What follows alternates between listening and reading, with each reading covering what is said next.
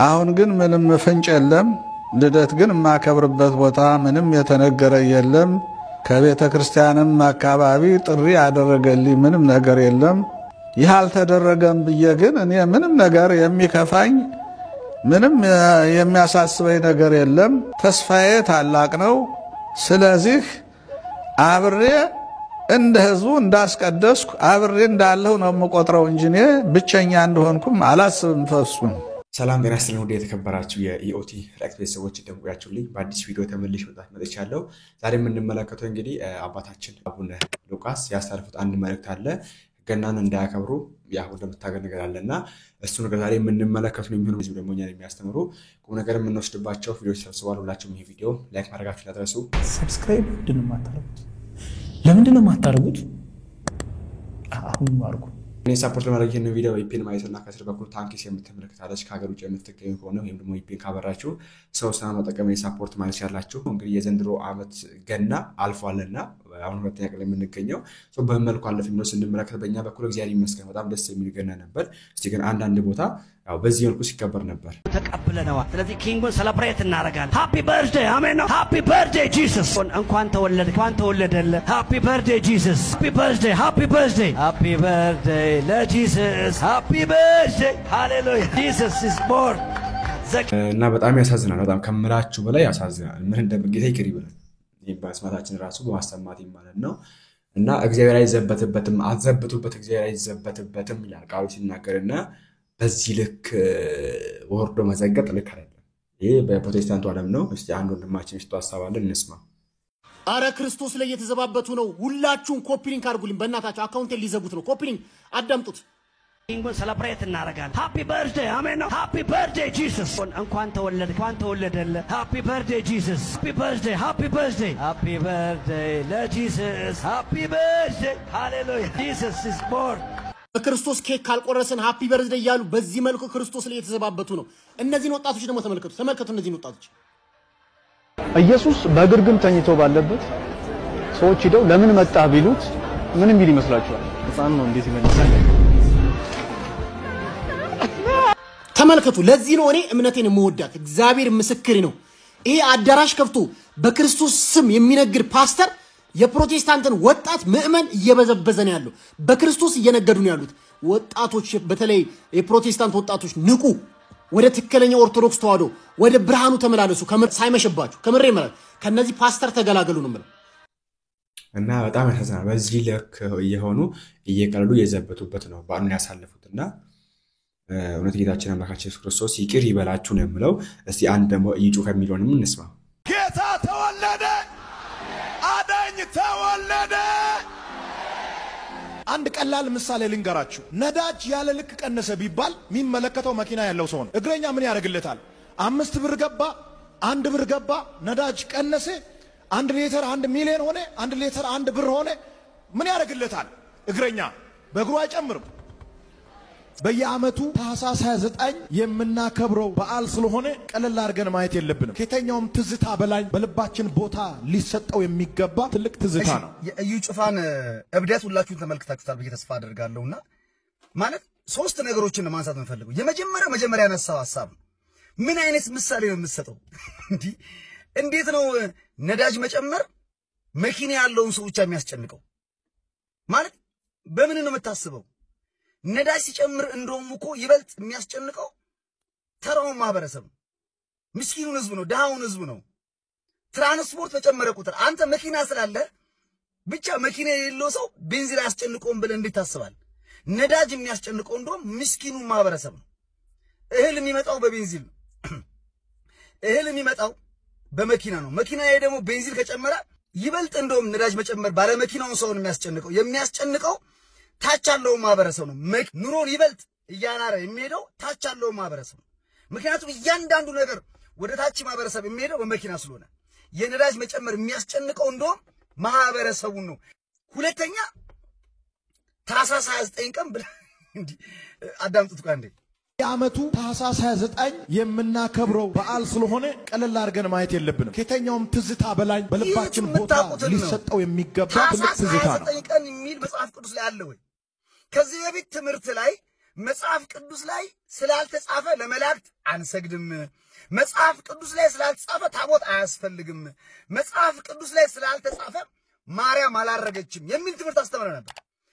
ሁሉ ጊዜ በተስፋ የምንጠብቀው ቀን የጌታ ቀን ብለህ ታኅሳስ 29 ቀን ጠቅሰሃል። ከየት አመጣሁ? የትኛው ምዕራፍ ቁጥር ነው የሚናገረው? ማቴዎስ ነው? ማርቆስ ነው? ሉቃስ ነው? ዮሐንስ ነው? ታኅሳስ 29 ብሎ የጻፈው ለምንድን ነው? የጌታን መጸነስ የማታከብሩ? መጋቢት 29 ቀን ይከበራል። የጌታን ልደት ብቻ ለምን ነጥላችሁ ታከብራላችሁ? ታኅሳስ 29 ብቻ ነው እንደኛ የምናከብረው አይደለም። መጋቢት 29 ቀን የጌታ ጽንሰትን እናከብራለን። መልአኩ ገብርኤል ለእመቤታችን ያበሰረበት ቀን ነው ብለን እናከብራለን። የሉቃስ ወንጌል ምዕራፍ 1 ቁጥር 26 ላይ ጽንሰቱን እናከብራለን። ለምን አታከብሩ? ቀጥሎ የምናከብረው ደግሞ ከልደቱ ቀጥለን ደግሞ ከ10 ቀን በኋላ ጥምቀቱን እናከብራለን። ታከብራላችሁ ወይ? ከጌታ አበይት በዓላት አንዱ ጥምቀት ነው። ጥምቀትን ታከብራላችሁ? አታከብሩ። ጥምቀቱን ለማክበር እኮ የማቴዎስ ወንጌል ምዕራፍ 3 ቁጥር 13 ላይ በቂ ነው። አራተኛው ደግሞ ደብረ ታቦርን እናከብራለን። ጌታችን አምላካችን መድኃኒታችን ኢየሱስ ክርስቶስ ከያዕቆብ ጋር ከጴጥሮስ ጋርና ከዮሐንስ ጋር ሆኖ በትልቁ ተራራ ላይ ብርሃነ መለኮቱን የገለጸበትን ቀን እናከብራለን። ነሐሴ 13 ቀን የማቴዎስ ወንጌል ምዕራፍ 17 ቁጥር 1 ጀምሮ እናከብራለን። አምስተኛ ሆሳናን እናከብራለን። የዘንባባ ዝንጣፊ ይዘን መድኃኒት የሆነ እርሱ መጣ እያለን እናከብራለን። እናንተ ሆሳናን ታከብራላችሁ? አታከብሩ። ሆሳናን ለማክበር እኛ የመጽሐፍ ቅዱስ ጥቅስ ማስረጃ አለ። የሉቃስ ወንጌል ምዕራፍ 19 ቁጥር 29 ላይ። ስድስተኛ እዛው አብይ ጾም ላይ ስቅለትን እናከብራለን። እናንተ የጌታን ስቅለት ታከብራላችሁ? አታከብሩ። ሰባተኛ ትንሣኤውን እናከብራለን። ትንሣኤውን ታከብራላችሁ? አዎ፣ እሷን እንኳን አልፎ አልፋችሁ ከኛ ትከሻ አትወርዱም፣ ልታከብሩ ትችላላችሁ። እርገትን እናከብራለን። ጰራቅሊጦስንም እናከብራለን። እኛ ነጥላችሁ የጌታ ልደት ላይ ለምን ትታካላችሁ? የት የምታውቁት ነው? መጽሐፍ ቅዱስ አይናገርም። ታኅሳስ 29 ቀን ተወለደ የሚል ማቴዎስ አልጻፈም፣ ማርቆስ አልጻፈም፣ ሉቃስ አልጻፈም፣ ዮሐንስም አልጻፈም። በ14ቱ የጳውሎስ መልእክት ላይ የለም። ከየት አምጥተ ነው ታኅሳስ 29 ቀን እናከብራለን ያልከው?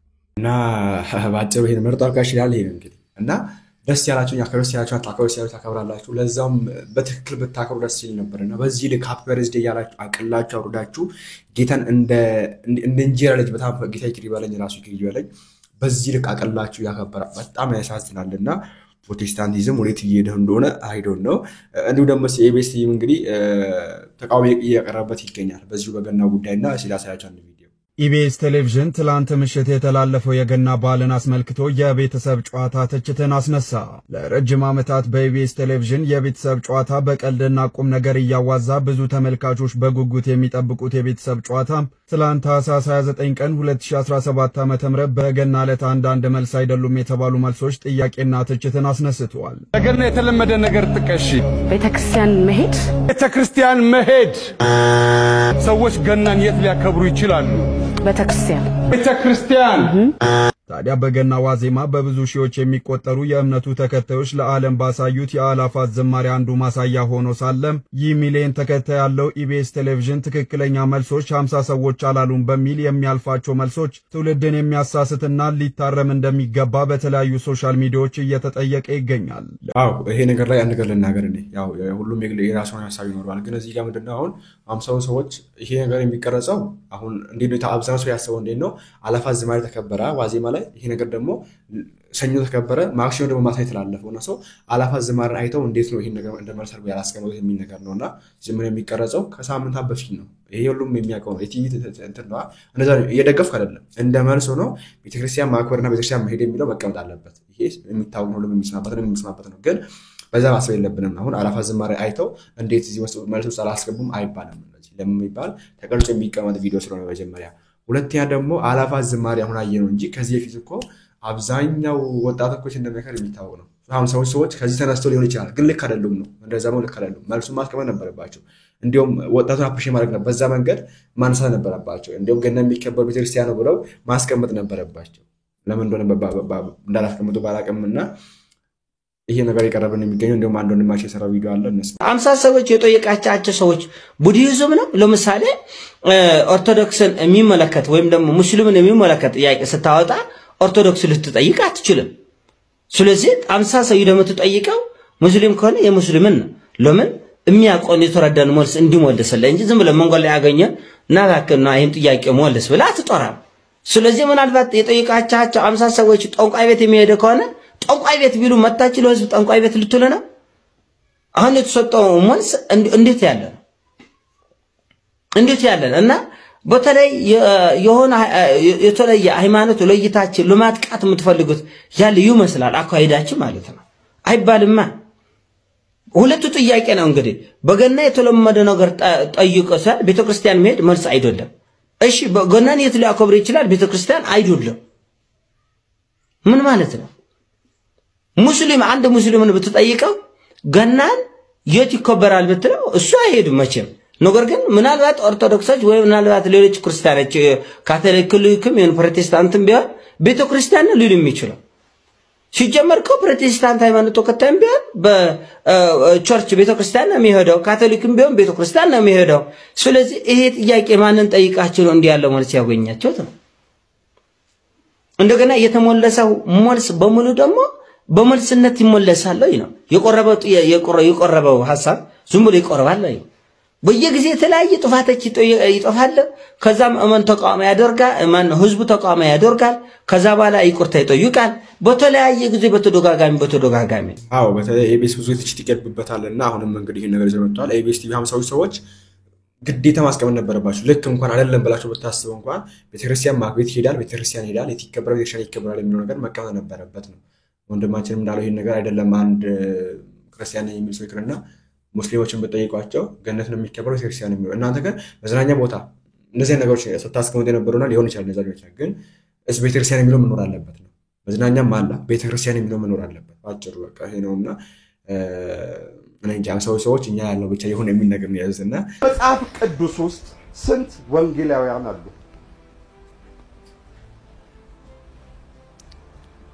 በጣም ቀላል ነው እሺ ለፈኝ ይችላል ሳምሪ ይለፈኝ ይለፈኝ ወንጌላውያን ስንት ወንጌላውያን ነው መጽሐፍ ቅዱስ ውስጥ አራት ናቸው ማማን ናቸው ማርቆስ ማቴዎስ ዮሐንስ ሉቃስ ናቸው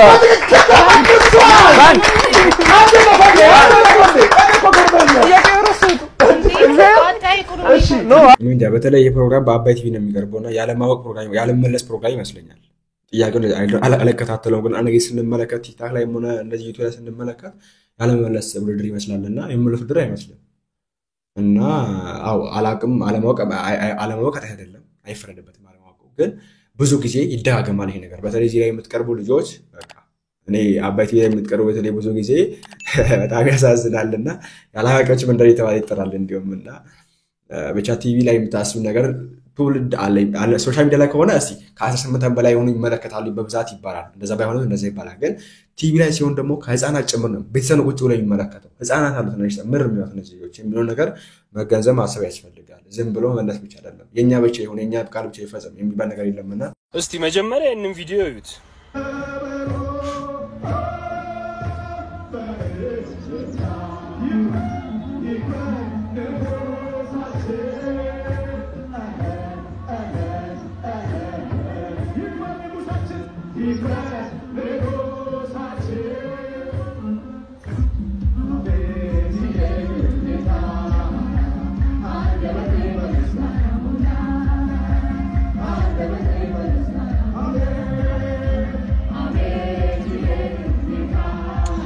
እንዳያችሁት ነው እንግዲህ የመጀመሪያው እንግዲህ በሀገራችን አባባል የሰው ወርቅ አያደምቅ ይባላል እንዴት እንደሚያስጠላ እጃችሁ ላይ ምንም ውበት እንኳን አይኖረው ምክንያቱም አታቁትም ዝም ብላችሁ እንደው እንደ ጌጥ እንደ ቁሳቁስ መስሏችሁ ነው የተጠቀማችሁበት ያለው የቤተክርስቲያኑ ንዋየ ቅድሳት እያንዳንዱ እጃችሁ ላይ ያለው ጽናጽኑ ብትሉ መቋሚያው ብትሉ ከበሮ ብትሉ የራሱ ትርጓሜ ያለው ሃይማኖታዊ የሆነ መንፈሳዊ የሆነ ማለት ነውና በዚህ ደረጃ ለምን እኛን መምሰል እንደምትፈልጉ አላውቅም ይሄ አሁን ልትንቀሳቀሱበት የሞከራችሁት እኛ ቤተክርስቲያናችን ወረብ የምንለው ማለት ነው የራሱ ስርዓት አለው የራሱ አካሄድ አለው የዜማው ፍሰት ትርጉሙ ቃሉ እያንዳንዱ ነገር ማለት ነውና በዚህ መልኩ ደግሞ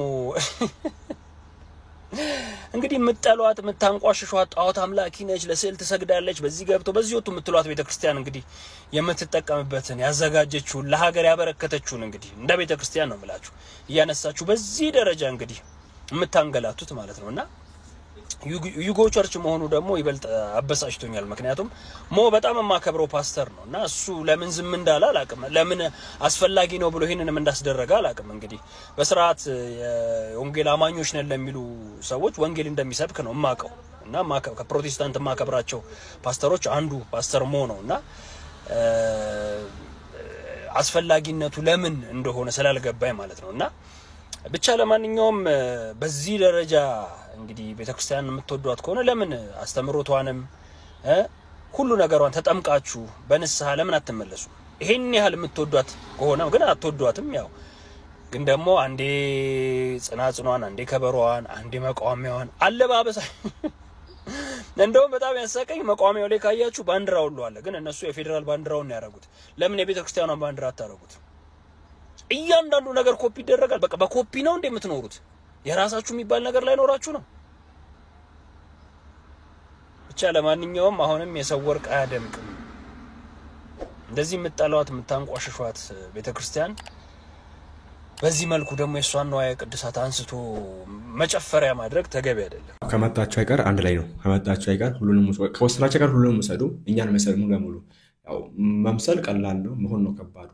እና መምሰል ላይ ትላንት ማን ይቻላል ጧፋችንን ወስደው ምናምን ጧፍ ወስደው እኛ ጧፍ የምንወስድበት የምናበራበት ምክንያት አለን። ያለ ምክንያት ጧፍ ይዘው ለምን እንደሆነ ለሙቀት ይሁን ለምን ይሁን አናውቅም። አሁን ይሄን ያዙበት ምክንያት ለምን እንደሆነ አናውቅ አልገባንም። እስቲ እንደዚህ ማድረጋቸው ምንድነው? ይሄ አይደለም መቃወሚያ ያዛችሁ ምንድነው? አሁን እስቲ ለምን እንጨት ያዛችሁ? ለምን መቃወሚያ ያዛችሁ? ለምን መጥረጊያ አላዛችሁ? መልሳላችሁ መጥረጊያ ነው ያዛችሁት። ለምንድን ነው ጽናጽል ይዛችኋልና ለምን ምንድነው? ይሄ ምን ልበላችሁ ህፃናት የሚጫወቱ እንደዚህ የሚደረግ ለምን ራሱ ነው ያዛችሁት?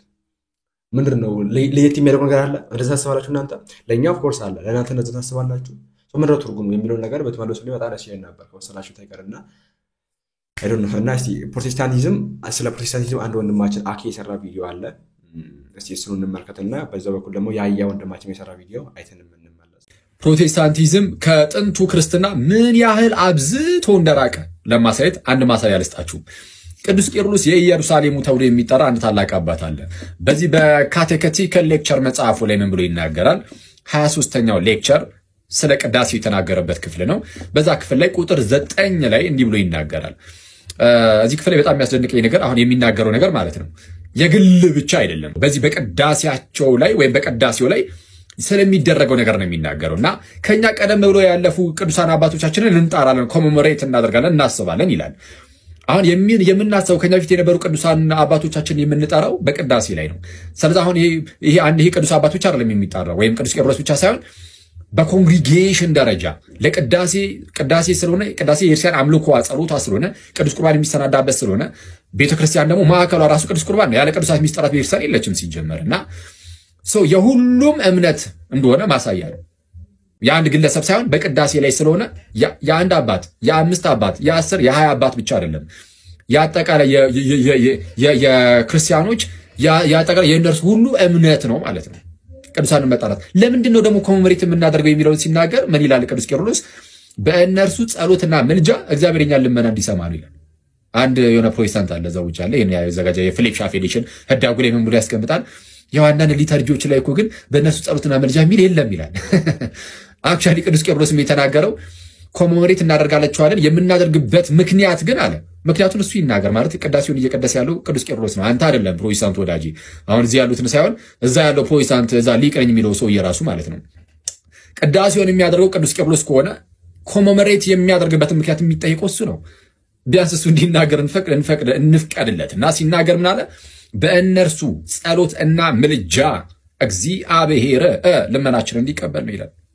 በጣም የሚያስገርም ደግሞ ቀጠል አድርጎ ደግሞ ስለ ሁሉም ከኛ በፊት ስለተለዩ ነፍሳት ደግሞ እንጸልያለን፣ ስለሞቱት ማለት ነው። ለሞቱ ሰዎችም ጸሎትን እናቀርባለን። ለነፍሳቱ ያ ጥቅም እንደሚሰጥ እናምናለን ይላል። ኦኬ እናምናለን። ኦኬ ለሞቱ ሰዎችም እንጸልያለን። ፕላስ ደግሞ የቅዱሳን ምልጃ ጸሎትም ደግሞ ለመጠቀም ደግሞ እነርሱ ደግሞ ኮሜሞሬት እናደርጋለን። ይህ ነገር ያለው ከ1700 ዓመት አካባቢ በፊት የተናገረው ነው። ይሄ ነገር ሲነገርም ደግሞ በግለሰብ ደረጃ አይደለም። ይሄ ነገር ያለው በሊተርጂ በቅዳሴ ደረጃ ስለሆነ የ5 እና የ10 የ20 እና የ30 አባቶች ምስክርነት ብቻ ሳይሆን የአምልኳችን ጉዳይ ነው እና ሊተርጂ ትልቅ ቦታ የሚሰጠው ለዚህ ነው። በነገራችን ላይ ኦኬ ቅዱስ ቁርባን ሲሰናዳ ወይም ቅዱስ ቁርባን ሲዘጋጅ ወደ ቅዱስ ቁርባን ስንቀርብ የሚጸለይ ጸሎት ስለሆነ የሁሉም ሰው ጸሎት ነው። ከጀምሮ አክቹአሊ ፕሮቴስታንት አብዛኛው አሁን ላይ ያለው ቅዳሴ የሚለው እና ይሄ ትልቅ ማሳያ ነው። ለምኑ ፕሮቴስታንቶች ምን ያህል ከጥንቱ ክርስትና ርቀው እንዳሉ ይሄን ሁሉ ትምህርትም ስለሚክዱ ማለት ነው። አሁን የተነገሩት ትምህርቶችም ስለሚክዱ ከዚህ ቀጣይ በሚኖሩ ቪዲዮዎቻችን ላይም ፕሮቴስታንቲዝም ጥንት ላይ ያሉ የአባቶች ልጆች ሳይሆኑ ጥንት ላይ የተነሱ የሌሎች የሐሰተኛ መምህራን ልጆች እንደሆኑ ደግሞ በትምህርቶቻቸው የማሳያቸው ይሆናል። ይቆየን። ይሄ ውሃ የሚያስጠጣ ዜና ነው። ኦርቶዶክሳውያን በሙሉ እንኳን ደስ አላችሁ። ይሄንን ቪዲዮ 20 ጊዜ ኮፒ ሊንክ ታደርጉልኛላችሁ። ሼር፣ ሪፖስት፣ ዲዩት አድርጉት። ስሙኝ፣ ከወደ አሜሪካ ሲያትል የሚያስደንቅ ዜና ተሰምቷል። የሉተር ቤተ መቅደስ ተዘጋ። 73 ዓመት በሙሉ ሲያገለግሉበት የነበረውን ቤተ መቅደስ የኢትዮጵያ ኦርቶዶክስ ተዋሕዶ ቤተ ክርስቲያን ገዝታው የእመቤታችን የቅድስት ድንግል ማርያምን ታቦት ይዛ ገብታለች። ሉተራውያን ወንጌል ዘግተው ሉተራውያን መቅደሳቸውን ሸጠው ተበትነዋል። ለዚህ ነው ግፋቢት 7 ዓመት ዝቅ ካለ 5 ዓመት ይቀራቸዋል ያልነው። ሉተራውያን እየተበታተኑ ይገኛሉ ማለት ነበር የጴንጤዎቹ ቸርች። እንግዲህ ምንም ማድረግ አይቻልም። በመጨረሻ ጆሮ ግንዱን ብለው ቤተ መቅደሱን ሸጠውታል። የገዛችው ደግሞ የኢትዮጵያ ኦርቶዶክስ ክርስቲያን ናት እና ከነ ምዕመኑ ቢሆን ጥሩ ነበረ። ነገር ግን ቤተ መቅደሱን ገዝተነዋል። ዜናውን የዘገበልን ዛበሻ ነው። ዜናውን እንደዚህ እንሰማዋለን። በአሜሪካ ሲያትል የሚገኙ ኢትዮጵያውያን ያሰሙንን መልካም ዜና አሁን አቀርብላችኋለሁ። በሲያትል የምትገኙ እንኳን ደስ አላችሁ። በመላው ዓለም የሚገኙ ኢትዮጵያውያንን የሚያበረታታ ዜና ነው። በአሜሪካ ዋሽንግተን ግዛት ውስጥ በሚገኘው ስፖኬን ከተማ ባለው የኢቫንጀሊካል ሉተራን ቤተክርስቲያን ምድር 73 ዓመታት በዚያው የቆየው ሉተራን ቤተክርስቲያን ደግሞ በምዕመናን እጥረት የተነሳ ሊዘጋ ተቃርቦ እንደነበረ አስረድቷል። እነዚህ ሁለት ነገሮች ተገጣጥመው ቅድስት ማርያም ቤተክርስቲያን በምዕመናኖቿ መዋጮ መሰረት ቤተክርስቲያኑን ለመግዛት መቻሏን ዘገባው አስታውቋል። $500,000 ቤተክርስቲያኑ የራሷ ማድረጓን ተከትሎ የሉተራን ቤተክርስቲያን ባለፈው ወር መጨረሻ መንፈሳዊ ጉባኤን አድርጎ ህንፃውን ለቆ መውጣቱን የገለጸው ዘገባው በጉዳዩ ላይ የሉተራን ቤተክርስቲያን አባት የሆኑትን ፓስተር ቦብ ኬንን ማነጋገሩን አስረድቷል። ፓስተሩ ሲናገርም እኛ እየቀነስንና እያነስን ስንሄድ እነሱ ግን ማለትም የኢትዮጵያ ኦርቶዶክስ ተዋሕዶ እምነት ተከታዮች እያደጉ መጥተዋል ብሏል። እንግዲህ እውነቱ ይሄ ነው። ሉተራውያን ወንጌላቸውን ከድነው ቤተ መቅደሳቸውን ጆሮ ግንዱን ብለው ሸጠው ለኢትዮጵያ ኦርቶዶክስ ቤተክርስቲያን አስረክበው ተበታትነዋል። ግን ኢትዮጵያ ውስጥ ያላችሁ ነቢያት ትፈርሳለች፣ ትናዳለች፣ ትሰነጠቃለች ስትሉ አልነበረ? ይልቁንስ እናንተ ትፈርሳለች፣ ትናዳለች ያላችኋት ቅድስት ተዋሕዶ ቤተክርስቲያን አሜሪካን ሀገር ላይ ገዳም እየገደመች ቤተክርስቲያን እያነጸች የሉተራን ቤተ መቅደስ እያዘጋች እየገዛች ትገኛለች። እንግዲህ ኦርቶዶክሳውያን ነጠላችሁን ጣል አድርጋችሁ ለቅሷችሁን ድረሱ። ያው እንግዲህ አይጣል ነው አይረሰና ለወንድሞቻችን ቃሎትን ያሰማልን። ያው ምን ያክል እንደምትርቁ ማይታችኋል። እየቀነሳችሁ ነው። ወንድማችን ኢዮብ ዘሚካኤል ምን ብሎ ነበር? ቲክታክ ላይ በተመሳሳይ የሚሰራ ወንድማችን ነው። ታውቁታላችሁ እያስባለሁ። ምን ብሎ ነበር? ተወዳጅ ወንድም ፕሮቴስታንቲዝም በዛ ከተባለ እስከ 10 ዓመት ነው የሚቆየው የሚል ነገር አስቀምጦ ነበር። እንደይታ የወንድማችን እያያ ደግሞ 5 እንዲያው 10 እንዲያው በዛ 7 ወይ 5 ቢሆን ነው የሚል ነገር አስቀምጧልና ከዛው ከበዛ ነውና አሁን ዜናዎችን ለማየት ሞክሩ እስቲ። በተለይ በዚህ በሃይማኖት ላይ ጉዳይ የሚሰሩ የውጭ ዜናዎችን ለማየት ሞክሩ እስቲ። ውጭዎች የሚናገኝ ነው ይችላል በዛው ኢትዮጵያ ብቻ የሚናገሩ ውጭዎች የሚናገዝ ኢቭን በጋዝ ደረጃ ያወጣሉ። ውጭዎች በጋዝ ደረጃ በቲቪ ደረጃ ያወጣሉ። ፕሮቴስታንትም እየጠፋ ነው፣ እየቀነሰ ነው፣ እየወደመ ነው ብላ ያጠፋሉና መጨረሻ ይሄ ነው። የሐሰት የሚጠፉት ፕሮቴስታንቶች አይደሉም። አሁን ግለሰብ አይደለም የሚጠፋው፣ አስተምሮቱ ይጠፋል። አስተምሮቱ ይጠፋል። በአስተምሮ ደረጃ የእምነት ብቻ ምን ብቻ ምን አስተምሮት የሉተር አስተምሮት ይጠፋል ነው። ለምን የለም ከመጀመሪያ ጀምሮ ስለሌለ መጤ ስለሆነ ወይም የሆነ ሳለ ተነስቶ የሆነ ግለሰብ የፈለሰፈው ስለሆነ ይሄ ፍልስፍና ይጠፋል ነው። በወንጌል ይሻላል ነው።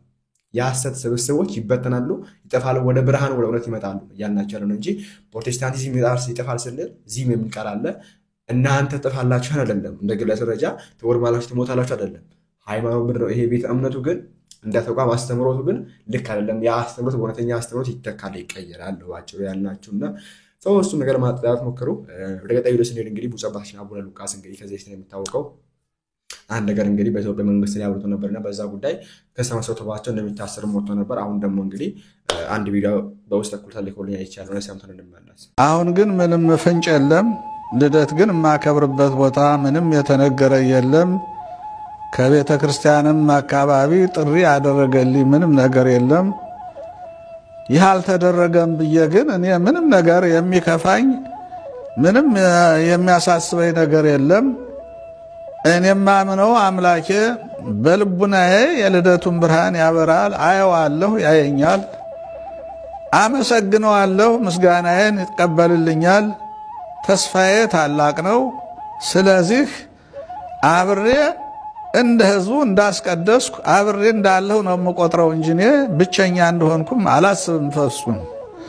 ምክንያቱም እግዚአብሔር ምስሌነ ብያለሁ። እግዚአብሔር ከኔ ጋራ ነው ካልኩ በኋላ ሌላ መጠራጠር ሌላ ምንም የለም። ከኔ ጋር አለ መድኃኔዓለም። ስለዚህ ምንም ራሴን ቤተ መቅደስ አድርጌ ድሮንም ሰው ራሱ በተፈጥሮ ቤተ መቅደስ ነው፣ የእግዚአብሔር ቤተ መቅደስ ነው። ስለዚህ ባለይ በተፈጥሮ ስጦታዬ በልቤ አመሰግነዋለሁ። እንደዚሁ እግዚአብሔር የተመሰገነ ይሁን ብዬ አሳልፈዋለሁ። እንግዲህ ለሰማሽ ነው ያው ያሉት ነገር ገና እንዳላከበሩ ነውና ጥሪም እንዳልተደረገላቸው ነው። ያ በውጭ ላይ የሚኖሩት ሰው ጥሪም እንዳልተደረገላቸው ነው የተናገሩትና ብቻ ጊዜ ያለው ሁሉ ነገር እና ጊዜ ያለው እና ለአባታችን እንግዲህ ምንም የሚከፋቸው ነገር የለም። እኔ እንዳከበርኩ ነው የምቆጥረው። በመንፈስ ከእናንተ ጋር ነው የሚነገር ያሳረፉትና ለዚህ ጉዳይ እናንተን ማሳው ኮሜንት ላይ አስቀምጡልኝ። እስቲ የመጨረሻ ቪዲዮ አይተን የምንጨርስ ስሟትና ልክ ልኳን እንነግራታለን። በኢየሱስ አናፍርም፣ ምክንያቱም አንተ እኔ ኃጢአተኛ ሆነን ሳለ እርቃኑን ሲሰቀል አላፈረም። እርግጥ ነው ስላንቺ ይበልሽ። እቺ ደግሞ አዲስ ገቢ ናት መሰለኝ። ገና አሁን ነው ቪዲዮዎችን ያየሁት። ያው እስቲ የምትለቀውን ደግሞ ይሁን ራሱን ማያስጥል ስል እሳት ተነሳ። ውይ ቆይ የጌታን ፎቶ ይዘው ውጣ አንተን የምታስጥለው ገበያ ተዘርግቶ ይሸጣል። የሆነ ጭራ ይዘው አዋራውን እያረገፉለት ቆያል። ከዛ ትመጣለህ ተደራድረህ ትገዛዋል። ስንት ነው? 50 ብር አይቀንስም። አይ በመጣበት ራሱ በዚህ ነው አለ። ትንሽ ቀንስልኝና ልግዛ። ከዛ ትገዛዋል። ተከራክ ቤት ትወስዳለህ፣ ተጠራርጓለህ፣ ትለጥፏለህ፣ ከዛ ትፈራዋለህ። ምን ትዝ እንዳለኝ ታውቃለህ? ጌታችን በመስቀል ላይ ተሰቅሎ አይሁድ እታቸው ነው ሌሎቹን የሚያድን ራሱን ግን ማዳን የማይችል ብሎ ሲሳለቁበት የነበረውን ያስታውስኩት ፓስተሮቹን እና እሷን ሳያት። አይገርምሽም? ክርስቶስ ራሱ እንዲህ ነው የተባለው። ምክንያቱም ክርስቶስ የኛ ስጋ የለበሰ የኛ አምሳል ስለነበረ እኛ በሱ አምሳል የተፈጠረን እሱም ደግሞ ስጋ ለብሶ የኛ የመሰለ ስለሆነ። ምክንያቱም ምስል ማለት ራሱ እኮ የዚህ አንድ ነገር አምሳል ማለት ነው። እኛም እኮ የእግዚአብሔር ተንቀሳቃሽ ምስሎች ነን፣ የእግዚአብሔር ምስሎች። ገባሽ? ክርስቶስ ደግሞ ስጋን በመልበሱ ከኃጢአት በቀር እኛን ሆኗል፣ እኛን መስሏል። በቃ ስለዚህ እኛን የመሰለው የኛ አምሳል የሆነውን ክርስቶስን ራሱ እንዲህ ነው ያሉት። ተሽጧል ነው ያለው። አይገርምሽም? ክርስቶስ በ30 ዲናር ተሽጧል፣ ተገዝቷልም ጭምር። ያው ይሁዳ ሸጠው፣ አይሁዶች ደግሞ ገዙት። ታዲያ ያኔ እንደዛ ሲሳለቁበት ይሁዳም በ30 ዲናር ሲሸጠው ዝም ያለው ኃይል ሳይኖረው ቀርቶ ይመስልሻል? ይሁላችሁ አንድ ያላስተዋሉት ነገር ምን እንደሆነ ታውቃላችሁ? ምስል ስንል እኛ በቃ የሆነ ሊነካ ሊደረስበት በቃ የሆነ ትልቅ ኃይል ያለው ነገር ታውቃላችሁ። እሳቱን አይነካማ፣ እንደዛው ነው የሚያስቡት። በቃ ይሁላችሁ የእግዚአብሔር መንፈስ ካደረበት አዎ ኃይል ያለው ነገር ነው። በዛው ልክም ደግሞ ሊቃጠል ሊጠፋ ሊበላሽ የሚችልም ነገር ነው። እስቲል ግን እኛ ማሰብ ያለብን እንዴት ነው በዛ ስዕል ላይ የእግዚአብሔር መንፈስ ሲያድር ልክ ለሙሴ በስሌት መክደኛው ላይ አድሮ እግዚአብሔር እንደሚያነጋግረው እኛንም ይገናኘናል፣ ያነጋግረናል። ምን በስዕሉ ላይ አድሮ በስዕሉ በኩል የእግዚአብሔር መንፈስ እግዚአብሔርን ልናገኘው እንችላለን። መች መንፈስ ቅዱስ በስዕሉ ላይ ሲያድር። ለዛ ነው አባቶች ስዕሉን ባርከው ቀድሰው የሚባርኩት። ለምንድን ነው? የእግዚአብሔር መንፈስ እንዲያድርበት አይደለ?